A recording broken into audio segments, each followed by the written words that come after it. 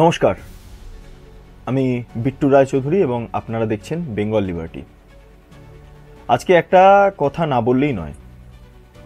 আমরা দেখলাম ধর্মতলাতে 21শে জুলাইয়ের সভা হলো। সেই সভাতে মমতা বন্দ্যোপাধ্যায় বক্তব্য রাখলেন।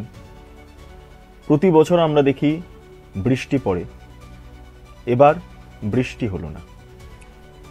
মমতা বন্দ্যোপাধ্যায় বললেন, এবারে বৃষ্টি হলো না, আসলে সূর্যদেব চাইছেন চোখের জলের পরিবর্তে আগুন ঝরুক। আজকের যেই আলোচনা শুরু করব, কয়েকটা ক্লিপিংস বা ভিডিওর মাধ্যমে আপনাদের কাছে সেই তথ্যগুলো তুলে ধরব যেগুলো কার্যত বিকৃত করলেন তৃণমূল সুপ্রিমো তথা রাজ্যের মুখ্যমন্ত্রী মমতা বন্দ্যোপাধ্যায়। প্রথমেই তিনি বাংলা ভাষা নিয়ে বিরাট সরব হলেন। বাংলা ভাষার ওপর সন্ত্রাস চলছে, ভাষা সন্ত্রাসের প্রসঙ্গ তিনি উত্থাপন করলেন। খুব ভালো কথা। বাইরের রাজ্যে বাঙালিরা যদি আক্রান্ত হন, সেটা লজ্জার বিষয়। বাঙালি হিসাবে ঘৃণা হওয়া উচিত এবং তার জন্য যেভাবে গর্জে ওঠা উচিত সেটা অবশ্যই সঠিক কাজ। কিন্তু সব বাংলাভাষী কিন্তু ভারতীয় নন। বাংলাদেশেও বাংলাভাষীরা বসবাস করেন। এক্ষেত্রে দাঁড়িয়ে কোনো বাংলাদেশী যদি অন্য রাজ্যে গিয়ে আক্রান্তের শিকার হন, আক্রমণের শিকার হন, তার দায় পশ্চিমবঙ্গবাসী নেবেন না, তার দায় ভারতবাসী নেবেন না। কারণ এটা ইন্টারনাল সিকিউরিটির ব্যাপার রয়েছে, অর্থাৎ আভ্যন্তরীণ নিরাপত্তা। এক্ষেত্রে দাঁড়িয়ে যদি এ রাজ্যের বাসিন্দারা, বাঙালি বাসিন্দারা, বাঙালিরা যদি অন্য রাজ্যে গিয়ে আক্রান্ত হন, তাহলে সেটা অবশ্যই নিন্দার বিষয় এবং নিন্দা করা উচিত। কিন্তু সেই নিন্দাটা কি হিন্দি ভাষায় হবে? মমতা বন্দ্যোপাধ্যায় আজকে বাঙালিদের ওপর আক্রমণ নিয়ে যেভাবে সরব হলেন এবং বললেন সবাই বাংলা বলুন, কিন্তু নিজেই হিন্দিতে কথা বলে ফেললেন। বাংলার ওপর আক্রমণের বিরুদ্ধে সরব হতে গিয়ে, প্রতিবাদ করতে গিয়ে মমতা বন্দ্যোপাধ্যায় হিন্দিতে কথা বলছেন। তা আবার কলকাতায়, যেখানে সবাই মোটামুটি বাঙালিরা রয়েছেন। গোটা রাজ্য থেকে বাঙালিরা ছুটে এসেছেন মমতা বন্দ্যোপাধ্যায়কে শোনার জন্য, বাংলা ভাষা শোনার জন্য। মমতা বন্দ্যোপাধ্যায় হিন্দিতে কথা বলছেন। আসুন শুনে নি কি বললেন। এবং আপনাদের বলবো বেশি করে বাংলাটা বলুন, এবং আপনাদের বলবো বেশি করে বাংলাটা বলুন, এবং আপনাদের বলবো বেশি করে বাংলাটা বলুন, এবং আপনাদের বলবো বেশি করে বাংলাটা বলুন। क्या बांग्ला भाषा में बात करना क्या प्रॉब्लम है? आपका दिक्कत है? हम तो सोचता है बांग्ला भाषा में बात करने से आप डर जाता है, इसी के लिए कि बांग्ला ने रविंद्रनाथ ठाकुर को जन्म दिया, बंकिम चंद्र को जन्म दिया, नजरुल को दिया, बाबा साहेब अम्बेडकर बांग्ला से एमपी हुआ। आपका पता नहीं है? गांधी जी का सबसे फेवरेट स्टेट था बांग्ला। नेताजी सुभाष चंद्र बोस जय हिंद स्लोगन कहां से आया? वंदे मातरम नेशनल सॉन्ग कहां से आया? नेशनल एंथम जनगण मन अधि कहां से आया? बांग्ला থেকে সব জন্ম নিয়েছে। স্বাধীনতা আন্দোলন কে করেছিল? आजादी का लड़ाई में जो मर गया, जो देश को आजादी कर दिया, वो लोगों को पास आपका श्रद्धांजलि नहीं है। आप क्या कहते हैं? आप खाली मिसरूल का बात करते हैं। मिसरूल तो आपका गवर्नमेंट का है।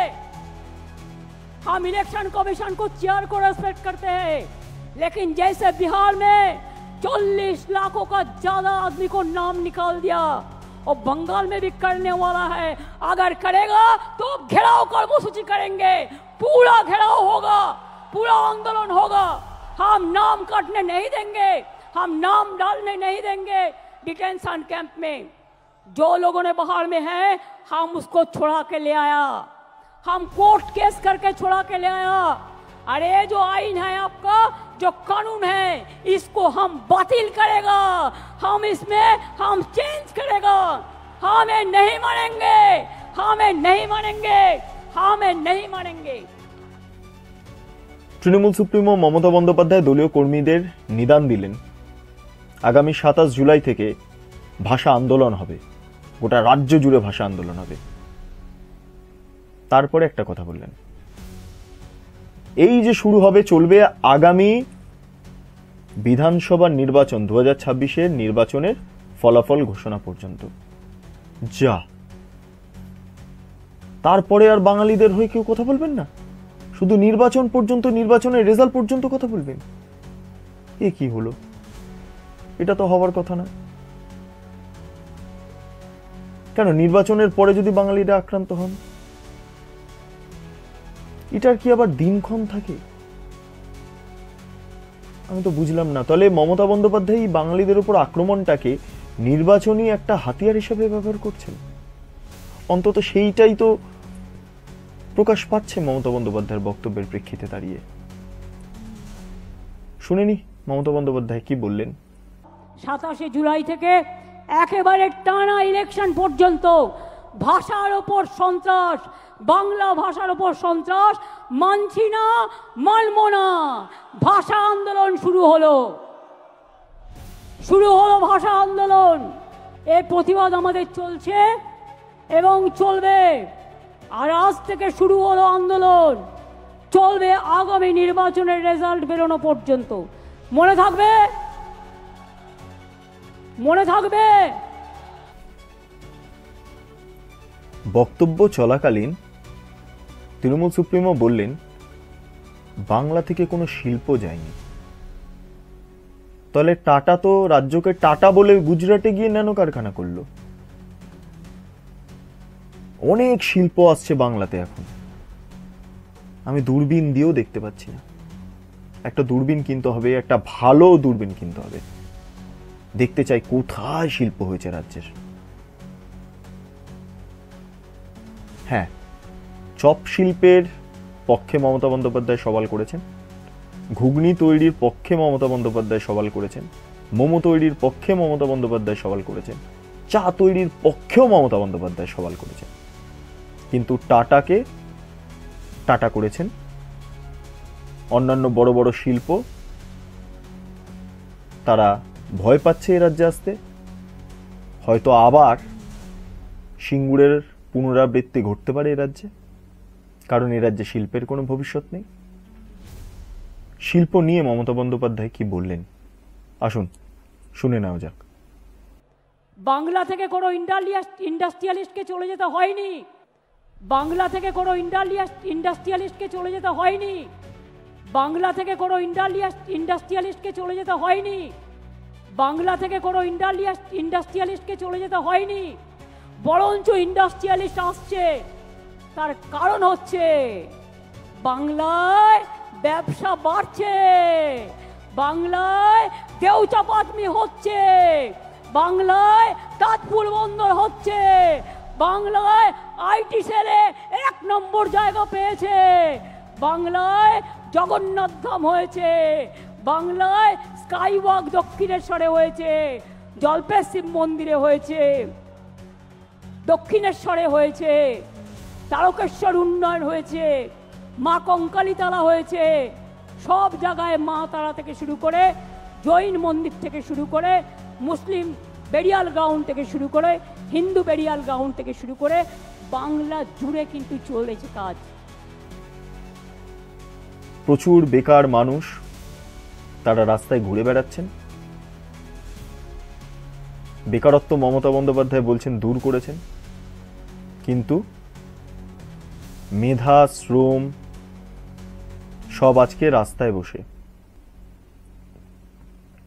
আরেকটা ঘটনা, প্রথমত আজকে বৃষ্টি হলো না, খুব নজিরবিহীন ঘটনা। 21শে জুলাইতে বৃষ্টি হলো না।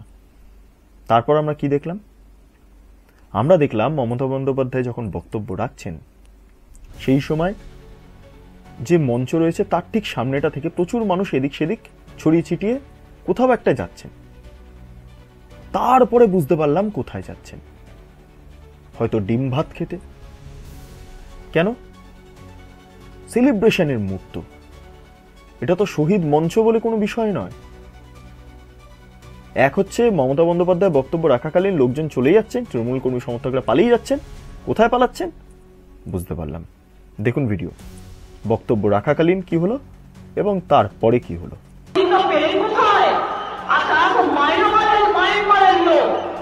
সবাই বাংলায় কথা বললে, বাংলা ভাষায় কথা বললে আপনারা বেছে বেছে বলছেন চুপকে চুপকে কে হিন্দু কে মুসলমান। রাজুর সীমায় উত্তর এসো, তোমার কাছে উত্তর এসো কুচবিহার থেকে।